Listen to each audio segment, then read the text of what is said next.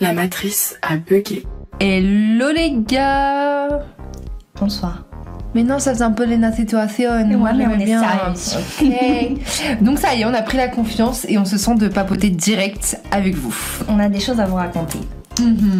Très exactement, le 22 novembre dernier, on était à l'European Cyber Week à Rennes. Et l'European Cyber Week, pour vous expliquer, c'est un événement qui est organisé sur 3 jours, où il y a un peu tout le petit monde de la cyber. Ouais, alors le petit monde, le grand monde, hein, parce qu'avec genre beaucoup de personnes, on a un peu mis 4 jours à s'en remettre.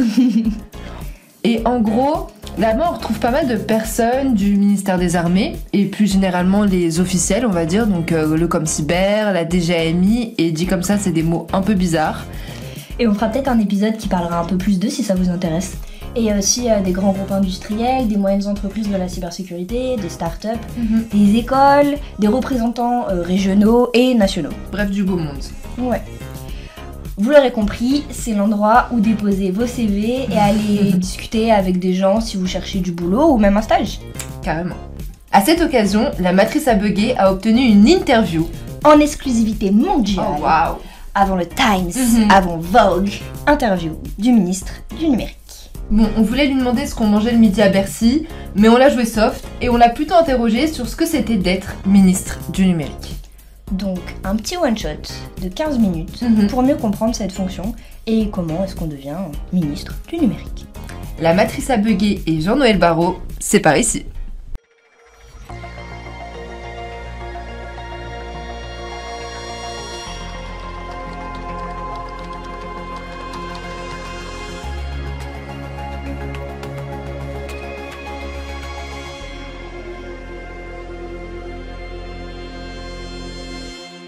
Donc bonjour Monsieur le Ministre, on est vraiment ravis de vous recevoir aujourd'hui dans la matrice à bugger.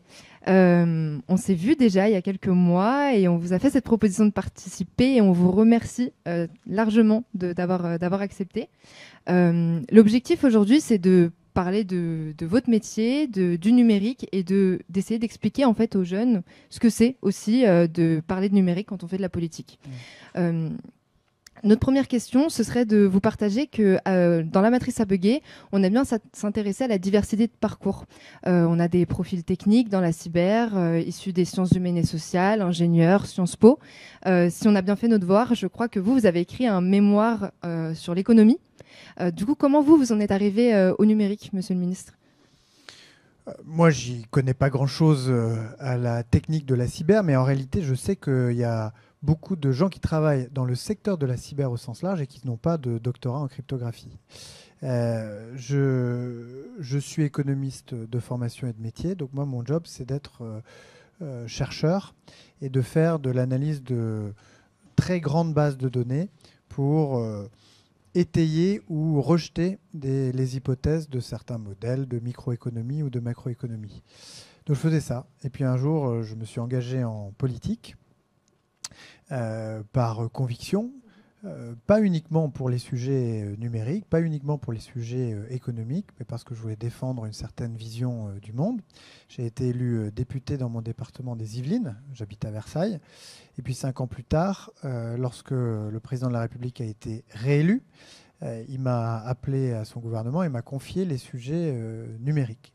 Et donc c'est en suivant cet engagement politique que je suis venu à traiter de ces questions-là, à découvrir évidemment de manière un peu plus fine les enjeux liés au numérique et notamment les enjeux liés à la cyber. Merci beaucoup pour cette réponse.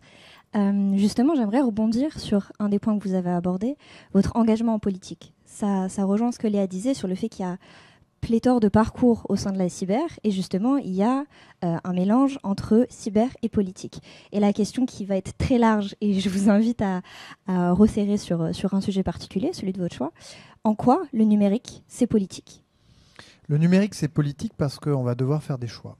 Pour l'instant, on ne se pose pas trop la question, même si quand on s'intéresse à la cyber, on commence à la voir poindre. On se dit que le numérique, c'est plutôt pas mal, mais qu'il y a quelques inconvénients et qu'il faut les régler. Mais en réalité, on voit se dessiner un certain nombre de grands choix, de grands clivages à partir desquels il va falloir qu'on se positionne.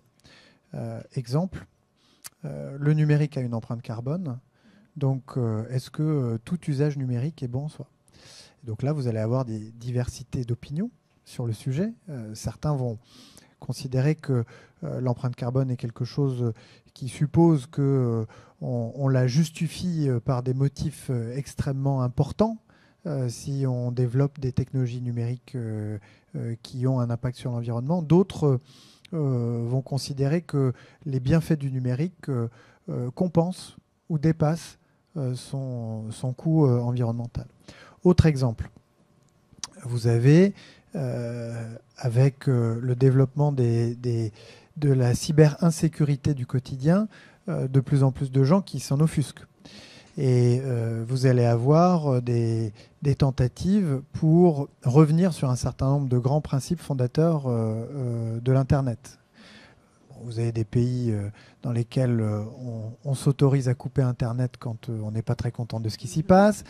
Vous avez, y compris dans les pays développés, eu la tentation de vouloir imposer des certifications sur Internet pour mettre fin à ce qu'on appelle entre guillemets l'anonymat, alors que l'anonymat n'existe pas vraiment en ligne. Et puis d'autres qui, au contraire, restent très attachés à la liberté rendue possible sur Internet, à la possibilité que l'on a de pouvoir se protéger grâce à des VPN, etc. Et donc là aussi, vous allez avoir un clivage qui va se dessiner entre ceux qui sont très attachés aux libertés fondamentales et d'autres qui disent qu'à cause des cyberarnaques du quotidien, à cause des attaques cyber, il faut serrer les boulons et limiter la liberté sur Internet. Voilà pourquoi c'est politique, parce qu'à la fin, qui décidera ? Eh bien, c'est le peuple souverain qui, démocratiquement, se donnera des lois et des règles pour dire si c'est OK d'utiliser le numérique et à quelles conditions d'empreinte environnementale. C'est OK la liberté sur Internet, mais comment est-ce qu'on fait pour traiter ? Bon, voilà, c'est des curseurs qui seront placés de manière politique, par des choix démocratiques. Et d'ailleurs, je me permets de rebondir. Enfin, vous parlez beaucoup et généralement, on parle beaucoup de souveraineté numérique. Et je pense que c'est une expression qui n'est pas toujours évidente à comprendre pour les plus jeunes. Si vous deviez l'expliquer en quelques mots, la souveraineté numérique, c'est quoi ? La souveraineté, c'est vrai que ça recouvre un certain nombre de dimensions et que ça finit parfois par être un petit peu flou. Ce que l'on veut dire par souveraineté, c'est la capacité de choisir et de faire respecter ses exigences. Pour moi, dans le domaine du numérique, il y a deux choses principales. La première, c'est la protection des données personnelles. La souveraineté, appliquée à ce principe, si l'on peut dire, ça veut dire que je dois pouvoir être en mesure d'utiliser des services numériques qui préservent les données personnelles au sens du RGPD notamment, qui est une règle qu'on s'est démocratiquement donnée, parce qu'on s'est dit qu'on ne pouvait pas faire n'importe quoi avec nos données, qu'on avait un droit à l'oubli, qu'il ne fallait pas capter nos données de manière disproportionnée, qu'il fallait toujours qu'il y ait une finalité, etc. Donc, deuxième principe, deuxième pilier de la souveraineté, c'est la liberté de choix. Je refuse de vivre dans un monde où, parce que des monopoles se sont constitués dans un certain nombre de marchés numériques, je suis obligé d'avoir systématiquement les mêmes fournisseurs, notamment quand ils ne sont pas européens, mais à la limite, c'est pas tellement ça le problème.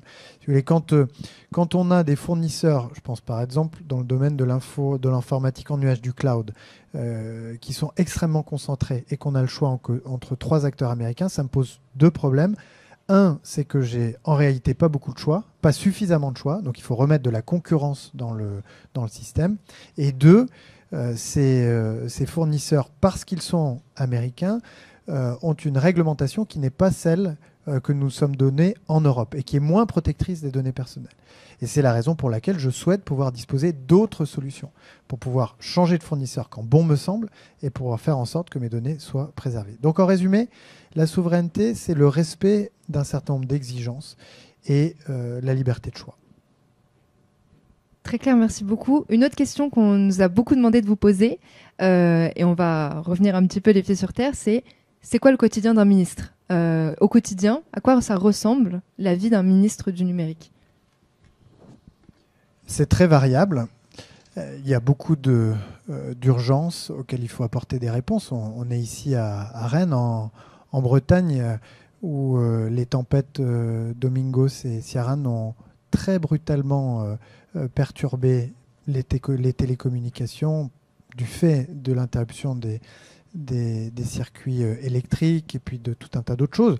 Donc il y a les urgences qui s'imposent, mais évidemment on n'est pas là que pour gérer les urgences. Donc le job c'est d'aller au contact des Français, au contact des entreprises, au contact des centres de formation pour comprendre ce qui coince et faire en sorte de préparer l'avenir que l'on veut construire pour le pays en matière numérique, mais c'est vrai dans les autres ministères, en s'inspirant de ce que nous disent les acteurs de terrain, de manière ensuite à concevoir des lois, des règlements, à la fois au niveau français, mais aussi au niveau européen, qui vont être les plus pertinents possibles pour résoudre ces problèmes-là. Et puis recommencer de cette manière-là pour faire en sorte que la France avance. Merci beaucoup. La 4e question est beaucoup plus facile et elle va particulièrement intéresser nos auditeurs. Elle peut être répondue par oui ou par non. Est-ce que vous recrutez des stagiaires au ministère du numérique ? On recrute des stagiaires et heureusement qu'ils sont là. Parce qu'on est on est une petite équipe, on est comme une promo de cadettes de la cyber. Donc on a des renforts qu'on recrute en Master 1 et Master 2. Et donc si parmi les cadettes, il y en a qui sont intéressés, il faut qu'elles nous passent les CV. C'est sans garantie parce que les places sont très rares. Mais en tout cas, il ne faut pas hésiter à nous signaler les candidatures. Merci beaucoup. Merci, Monsieur le Ministre. Merci à vous.